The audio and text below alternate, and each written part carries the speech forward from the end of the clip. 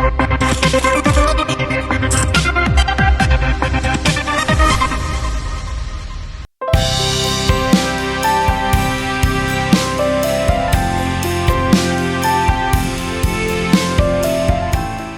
terjalinnya kisah asmara antara Sarwenda dengan seorang pengusaha tampan bernama Giorgio Antonio nampaknya semakin mendekati kenyataan.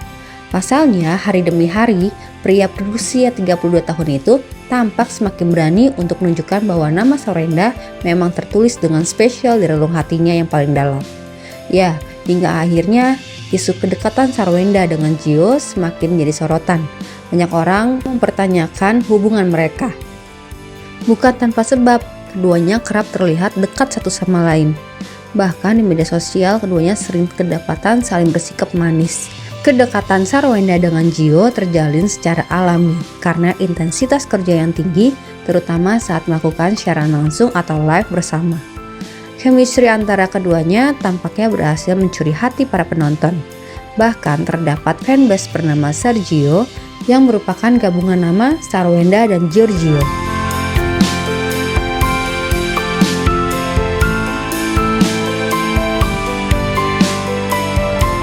Ya udah, maksudnya apapun yang bikin orang lain seneng, aku juga semoga itu juga bisa seneng juga gitu. Teman kerja gitu, teman live bareng. Karena kenapa bisa sering live bareng? Karena kan emang brand kontak dia, brand kontak aku, suruh kita live bareng. Sebenarnya situasinya seperti itu gitu. Jadi makin banyak brand yang mengontak kita live bareng, ya makin banyak kita live bareng gitu. Jalannya aja, senaturalnya aja. Jadi ya pada saat kerja, pada saat live ternyata orang melihatnya begitu ya ngerti juga lah. Itu kan persepsi orang, pandangan orang beda-beda. Yang bilang kali mirip apa? Mungkin ya makin mirip sih. Gimana? Yang para Sergio bilang panggilnya Opa aja gitu. Jadi akhirnya aku panggilnya Opa. Biasanya aku panggilnya Pak Gio gitu. Tapi jadinya aku panggilnya Opa.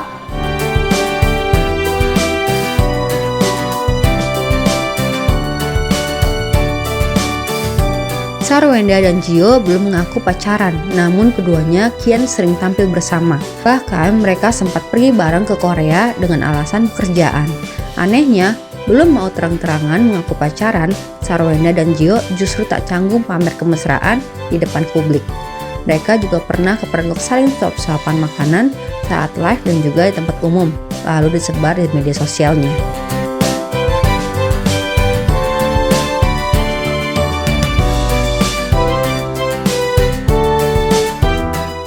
Chemistry ya makin lama sering kerja bareng dan ternyata pada saat kerja bareng sinerginya cocok ya kan apa, terus ngobrolnya nyambung, jadi mungkin itu yang membuat chemistry-nya jadi lebih nyaman.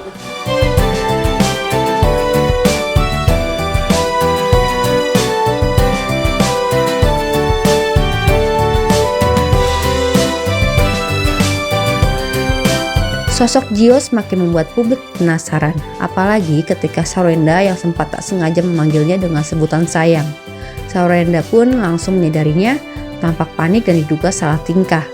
Meleburkan suasana yang kemudian menjadi canggung, Gio pun ikut memanggil Sarwenda dengan kata sayang.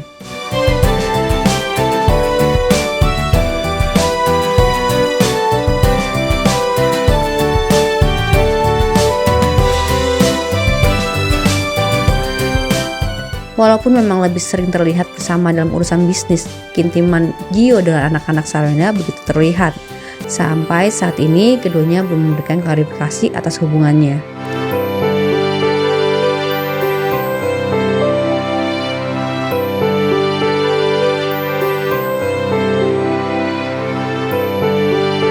Secara kita kan live-nya di rumah, aku seringnya live-nya di rumah, dan rumah kan ada anak-anak.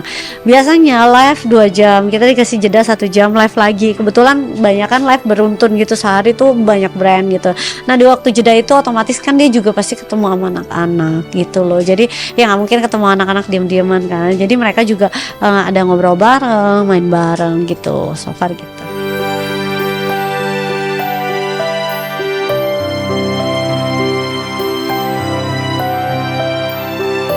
Ia juga terlihat setia mendampingi mantan istri Ruben Onsu tersebut saat kehilangan ayahandanya tercinta, sehingga membuat spekulasi asmara antara keduanya berkembang di masyarakat. Bagus saya. Bagus saya. Bagus saya.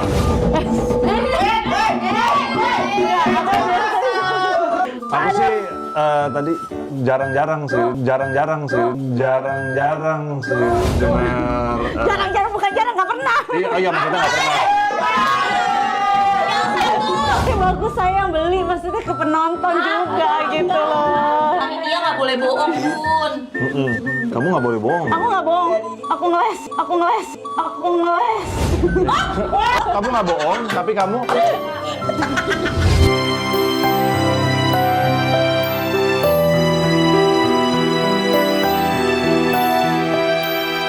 Pertemuan Gio dan Sarwenda memang berawal dari bisnis semata. Namun netizenlah yang terus-menerus menjodohkan dirinya dengan ibu 3 anak tersebut. Lalu bagaimana sebenarnya perasaan Gio terhadap mantan personel Cherrybelle tersebut? Senada dengan Gio, Sarwenda pun berharap yang terbaik saja mengenai hubungannya dengan Gio.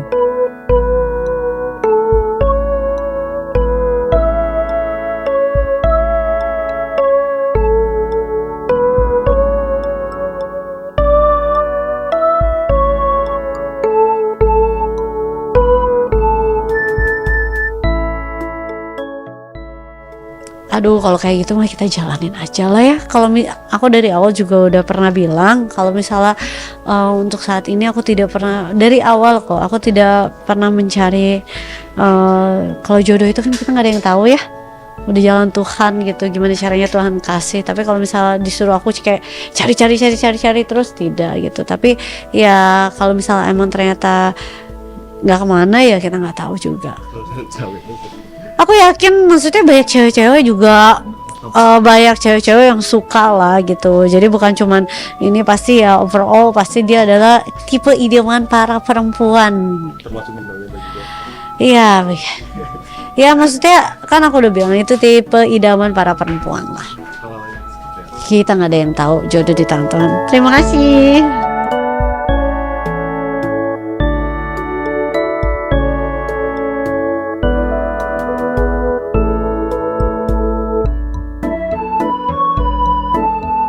Tak hanya Sarwenda dan Gio saja yang sedang berbunga-bunga. Giselle dan cinta Bryan yang sudah belak-belakan soal hubungan asmara mereka juga sempat disorot publik lantaran selisih usia yang cukup jauh. Meski keduanya memiliki perbedaan usia 8 tahun, Bryan mengaku hal itu bukan menjadi hambatan selama mereka bisa saling menyesuaikan. Hubungan asmara keduanya juga sudah mendapat dukungan penuh dari orang tua dan teman-teman, termasuk mantan suami Giselle, Gading Martin. Gading mengaku senang kedekatan yang terjalin antara Giselle dan aktor berusia 26 tahun itu. Apapun yang membuat Giselle bahagia, Gading selalu support. Walau diakui Gading dirinya belum mengetahui kalau Giselle sudah ada rencana mengurus pernikahan dengan Bryan.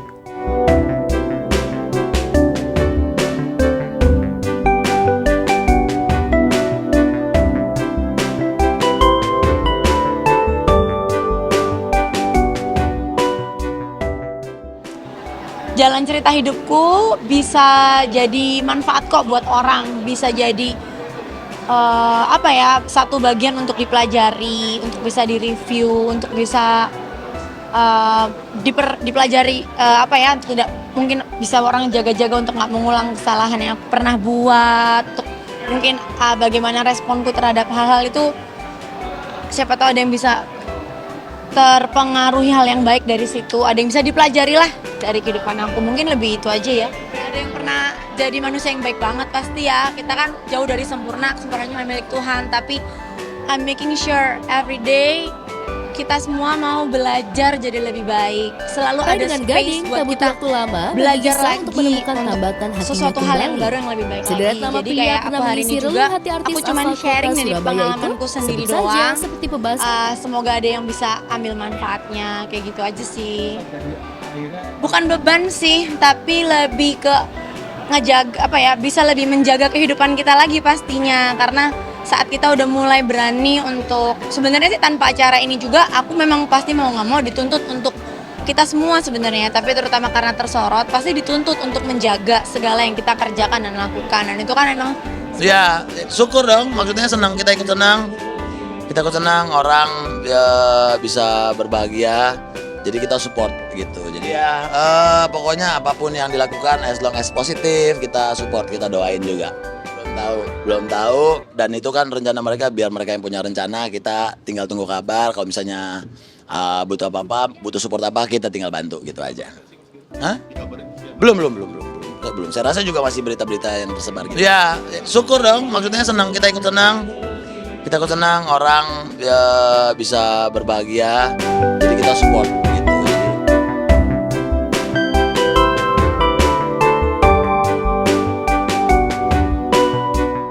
Ya, pasca bercerai dengan Gading, tak butuh waktu lama bagi Giselle untuk menemukan tembatan hati lagi. Nama Wijaya Saputra alias Wijin dan Rino Sudarjo pun pernah mengisi relung hati Giselle meski tak berlangsung lama. Lantas, akankah cinta Brian yang akan menjadi pelabuhan terakhir Giselle?